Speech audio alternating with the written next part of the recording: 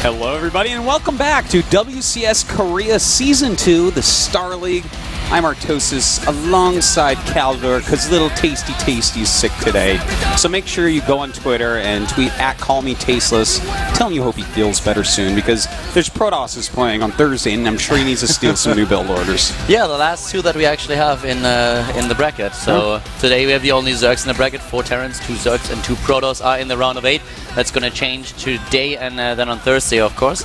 So we're going to find out if Symbol is able to get back into the series or if Maru is going to stomp him with a 3-0. He might need to start making some roaches, man. That is a possibility. You know, Symbol normally does go roaches against Terran. He's trying a couple different builds here. And so far they are not really working out for him. You know, he just doesn't have quite what he needs when the first little bit came. But again, the drop, if you look like really specifically at the drop, what Symbol saw, how he pulled back, and then what he saw and how he decided not to go back in on that last game, for the very first drop, it was actually very smart and well played on both sides. They were both like kind of in these hard spots where it was like impossible to do the right thing. Yeah, for Symbol it was just the time that he needed to get his own tech out there, and he didn't really have that. So with the Zerglings, he could at least try to stay his opponent a little bit, but the third base was a goner. So Symbol is now suddenly down to maps, and you could see in the booth earlier, after game number 2, that this is starting to get to him. It should be. He's probably sitting there, he's like, all right, so I'm going to make another top 4, and then I have to fight against the guys that always kill me. It's like, well, at least I get a top 4, right? Nope, maybe not. It's a possibility that Maru's actually just going to kill you and get a top 4. Marine Prince might be able to advance to the round of 4 if he's now able to take another map against Symbol. So we have 3 maps left if Symbol is able to take a few of those. But right now, Maru could do anything. He could go for a very greedy play. He could go for aggression. He can throw whatever he wants to. I think it's time for some proxy Raxes. It is time. Go make double 11 Raxes somewhere on the map, somewhere dumb. Somewhere no one would ever look, right? Just because if I'm Symbol here, I'm probably going to drone scout and like go for a roach build of some sort. Symbol might have to gamble a little bit at this point and just try to throw some builds out that might catch Maru off guard. Because at this point, like winning 3 games straight up, maybe even relying on the same safe build every single time, is getting a little bit predictable. For him, this is just a very uncomfortable position. If he just plays it with a normal game, Maru could decide in game, let's say game 3 with a proxy, in game 4 he decides to play super greedy, and even if he loses both, he still has the 5th game to take things and advance to the round of 4. Yeah, you know, being up 2-0 in a best of 5 is basically imba. Someone needs to patch that because it's almost unfair. Yeah. Symbol is at such a deficit to try to come back from here. He's a pretty tough Zerg if he does, man. Well, you know what? Forget it. He's a pretty tough Zerg either way, but... I was about to say. All right, let's go, man. This game is starting. Guys, Star Station is our map. Game 3 is headed our way. The Premier League at the WCS Star Station. Maru versus Symbol. And starting to the bottom right, you currently see the Terran player for the Prime team, the Marine Prince, in a 2-0 lead in this best of 5. It is Master Maru Prime.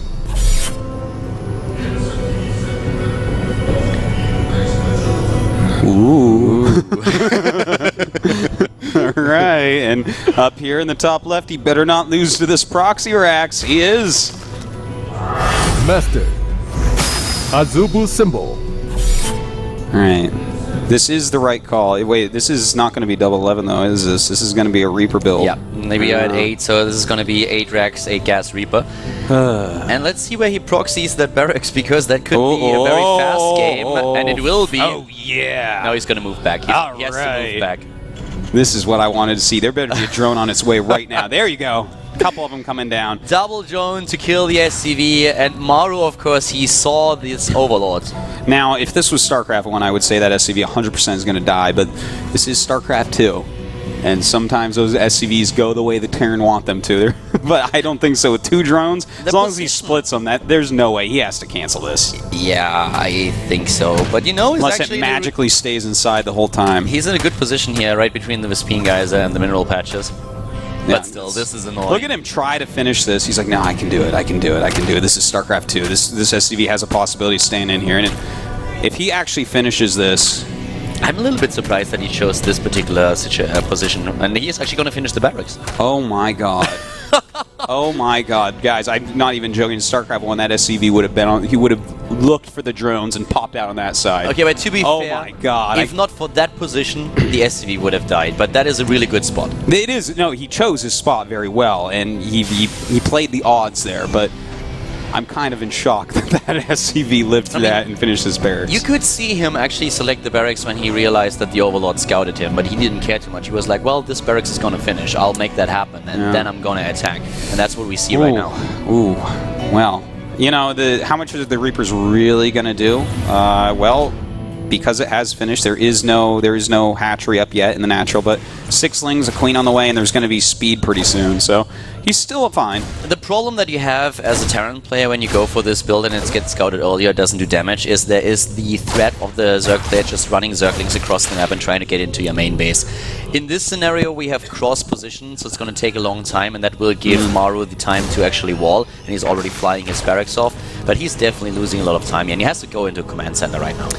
Yeah, and you know what? He needs to make sure he walls in as well. He's pretty keen on what's going on. I really like that he only made 1 Reaper after scouting there's no hatchery. He's like, well, what is the point? Are you going to make 2 Reapers or 3 Reapers and then speed finishes and you just sit at home with all that gas and minerals spent? No, of course not. You're going to float that barracks home and be fine.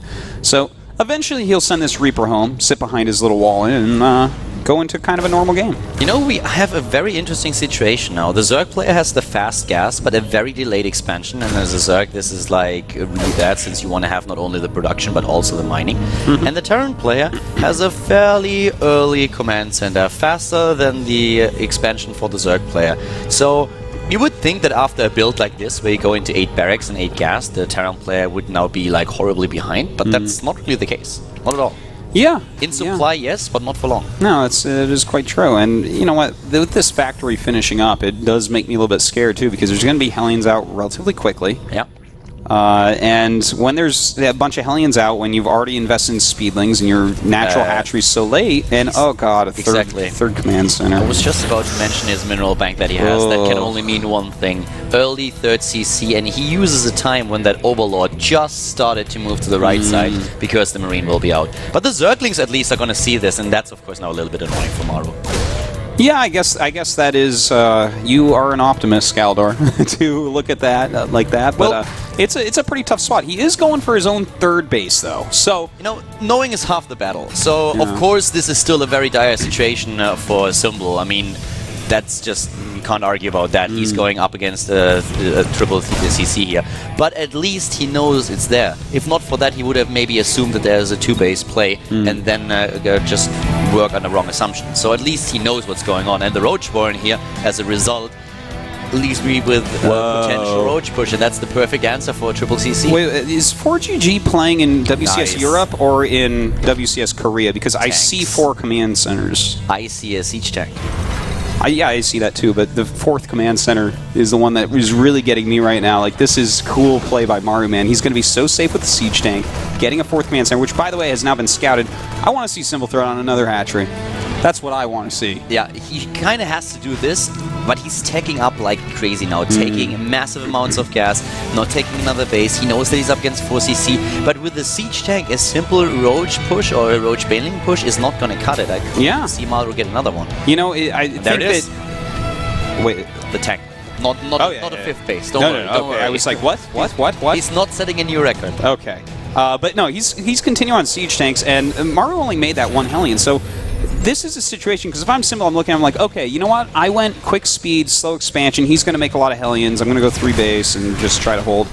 It's like a smart thing, but Maru is skipping that. He's going into mass siege tanks and 4 command centers and now double eBay. This is so smart and so well played by Maru. I'm actually getting really afraid for Symbol. Yeah, Maru is playing great style here. The double eBay with the faster upgrades. Now Symbol is throwing down his own evolution chambers, or he has them about to be completed. But here comes the Spire as expected after taking this much gas. He's going into this build, but this time he has enough to also start with his own upgrades. But as you already said, the position for Maru here is great. It's so good. Oh, he's so safe right now. So it's a good thing that Symbol isn't making any attacking units. He is way up in drones, and he's going to remain that way for quite a while, but 4 mules at a time is going to make that not matter. I actually think he's not only going to use this for mules, and there's the first scan. With this much energy, he has a lot of scan energy available that he can use to find out what exactly is going on, and he is not afraid to use it. Did he miss all the tech both times? I think he did. Yep. He missed the entire tech, and that is like the most unlucky scan or double scan that I have ever seen. Whoa, whoa, whoa, whoa. When he scanned, +1 melee, +1 ranged, canceled after the scan ran out. He is going for a huge group of mutas right now before he gets those upgrades going. And that is now devastating for Maru. If you drop a double scan at the natural and the main base, you think you've seen it all. You might have missed something somewhere, but missing those crucial buildings, that is a big issue right now for Maru. And Symbol, of course, knows about this. Yeah. This is going to be really cool, but these mutas are going to have to do damage because now his upgrade's well behind. The fact that Maru has 3 bases mining and a 4th command center means his economy is insanely good. And there we go, 9 mutas on the way, and then immediately +1 melee, +1 carapace. And also the attack upgrade for the Mutalisk. Maru is a little bit ahead in the upgrades, but his tech, as you can see with him heading into the starport now, is a little bit delayed. It's all about him securing those bases, and he doesn't know that he needs a few missile turrets. He can, of course, rely on the Widow Mines alone, but we already have the speed upgrade for the Overlord, so we are going to see an Overseer with this just to find out where those Widow Mines are positioned. Yeah, that's going to be really helpful. He is making more and more drones, too, by the way. He's about to go up to 87 drones, which is insanity, but these mutas should keep Maru busy for a bit. Now, he goes right to this watchtower knowing something's going to be there, but that's okay. He's trying to make a beeline over here, and he knows he can get to the 3rd base before any turrets are up. Nice, there are the Marines, and of course the turrets are immediately being started. A bunker at the 3rd base to be super safe against ground and air, but this is definitely going to be an issue defending against this. This is kind of the timing or the situation that Symbol wanted in game number 2. Now this is fantastic. He's actually making another 13 drones, so he's actually going up to about 100 drones right now, but he's killing so many SCVs. Now from here, Symbol has to do one thing. He has to make non-stop units. He can't make another drone this game. 98 right now. That's absolute madness. Yeah, he will have a great income, and he will use that later on. I expect that in the mid-game, when he will face the first drops, that Symbol will immediately start to throw down Spines and Spores to be safe against drop play, and then he can focus on the forces again. But 10 additional Mutalisks. He's going in so many mutas. He's going to dominate this game for a long time. Maru has to survive right now, try to get his upgrades out, try to get a big army, and then carry the momentum across the map to the top left. You know what? Symbol is just going to keep Maru in his base for a very long time with this many mutas. He's going to have to build a lot of static D that he doesn't want, and by the time he's ready to come out, Symbol is going to have the most insane economy. And just now starting the macro hatch, but oh wait, that's not even a macro, that's another base. I want to see a macro hatch at minimum, at least one. What I would like to see him do is get the infestation pit a little bit faster. Not right now, but a bit faster than usual, so that he can start with 3-3 later on. A lot of Zerg players that have such a dominant position on the map struggle later when the Terran player completes 3-3. We talked about this already in game number 2 a little bit. But with the economy that he has, with even a 5th base now coming up, there is just no reason for him to not get at least the infestation pit to make the transition already happen. Yeah. All right, 31 Banelings being morphed all of a sudden. Well, I guess that's one reason. Yeah, that's pretty good. And look at this. This huge group of mutas is going to be able to take out any sort of anti-air defense. You're really going to have to, against this many mutas, probably put in a... well, that's what I was just saying. Yeah, wow, that was pretty effective. That hurt a lot. Only 9 Mutalisks left. That's really painful. How many did he have right before that? Do you know? Was it 17? I thought it was 16 or 15, so I guess 17. We're within that range, and that's a lot of mutas dead. That was a perfect defense. That's exactly what you want to do against that many mutas. I'm a little bit surprised he didn't catch on those Widow Mines, but he must have slipped his attention. But at this point, Maru suddenly is in a position where he can hold those bases, and that's the most important part. Plus, there's the infestation, by the way. I like this for him. Symbol a lot. Well, you know what? He's got a huge army here, and here we go. He's got to be good splits there on the Zerglings. All right, good job so far here. Going in with those Banelings, trying to take down as much as he can. The Marine splits are great for Maru. He is splitting like a boss. This is the Marine splits that we usually see from Marine King. That was a really good Widow Mine, that last one there. He dodged most of them pretty well, but that was a little bit painful. But You know, here's one of the things I'm a little bit afraid about for Symbol. He didn't throw up those macro hatches. He's having a huge larva deficit. He's got 3k minerals, 1.5k gas, and no larva to speak of. And this also tells us that he is actually not really on top with his injects, because being on 5 bases, if you have those queens, you should have the lava, even if you go into a circling heavy style. Here comes the Hive Tech on the other hand. +3 attack has been started for Maru, who's going to lose another missile turret in the main base and also a couple of units here. But still, we have a huge amount of army supply for Maru just because Symbol has way too many harvesters. You know what? He really, I wish he had thrown up, like, he could have easily afforded 3 macro hatches or something. Already been remaxed so simply. That's really something he's going to have to look into. He's finally starting to get a few larvae, but he's low on supply. But here we go. He's going for those spine crawlers that I talked about earlier, getting rid of a few of his drones, and that's what he has to do. He needs to start trading his worker supply for army supply. And with the bank that he has, that is exactly what we're going to see from him. 8 spine crawlers at a time, Hive Tech and pathogen glands. That is going to help him a lot. When he gets those infestors out, it's going to help against front pushes very, very well. But this attack going towards his 5th base is very dangerous. That's a lot of Widow Mines. Yeah, that's a lot of Widow Mines, and he doesn't have a lot of defense over there. He's trying to move in now with those Banelings. There's splits for Maru. Look at all those Widow Mines that we have, but the Muralist is now moving in, and he's actually able to save the hatch.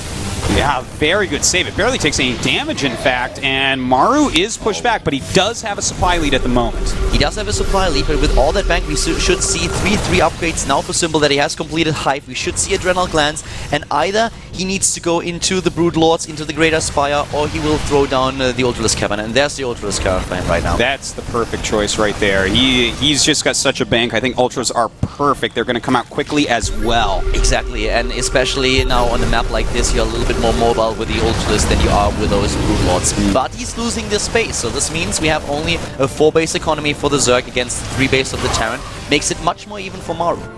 You know, maybe the lack of larva was the strat, the in-control Ultralisk Starcraft 1 strat here, where you don't really have as many units as you might all game, and then you suddenly have a bunch of Ultras, and they're like, where did those come from while you kill them?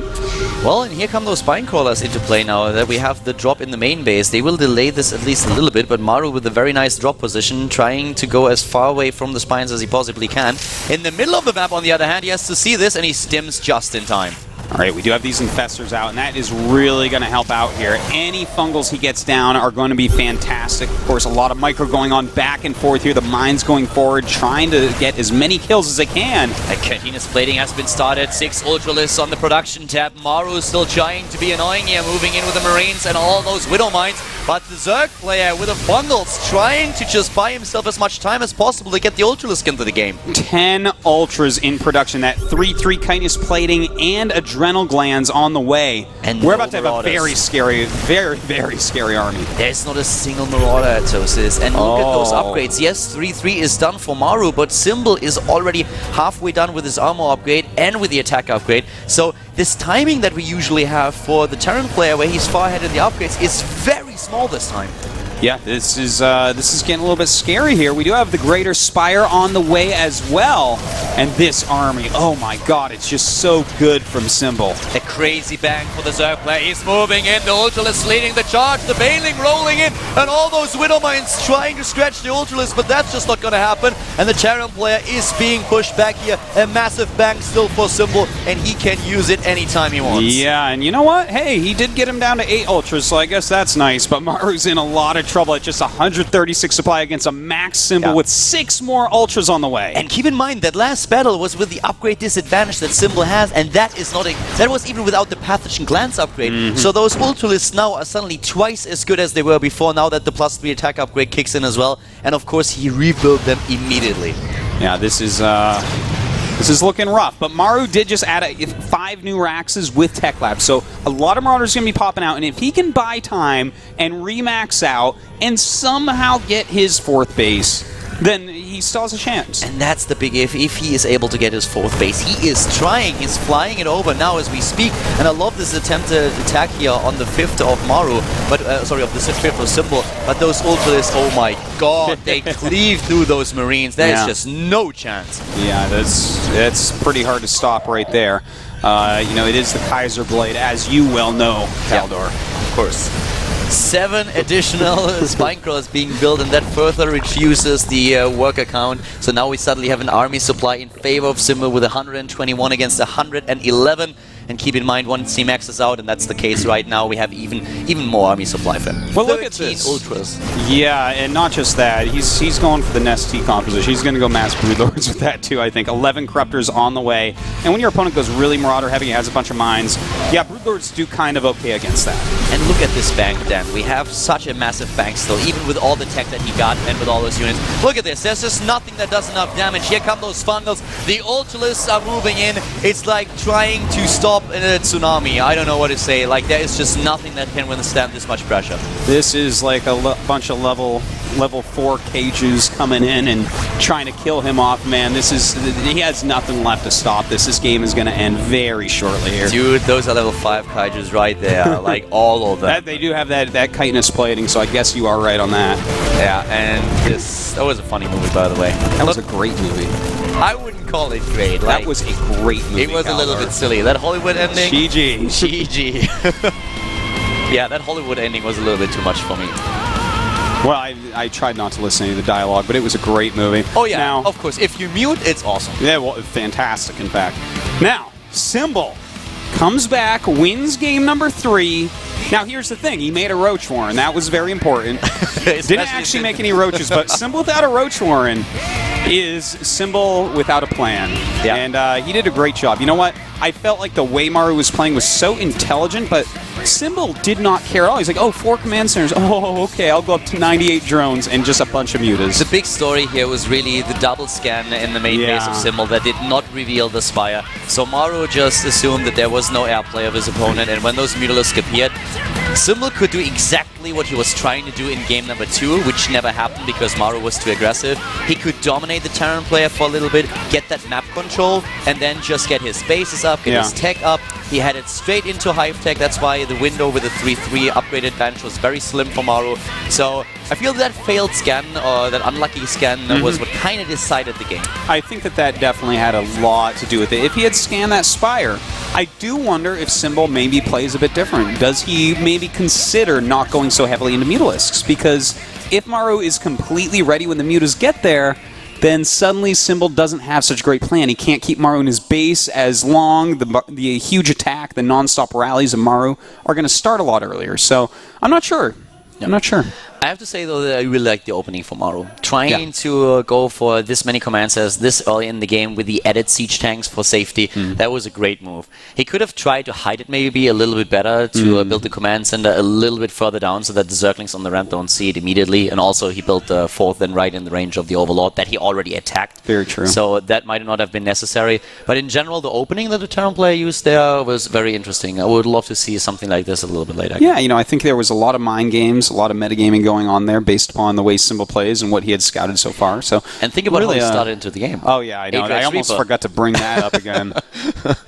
I tell you, these Terrans nowadays with their good SCV AI, lucky people. That would never have worked in StarCraft 1 with those SCVs. That was a great position for the barracks. That was perfectly right. That shifting pattern is so annoying.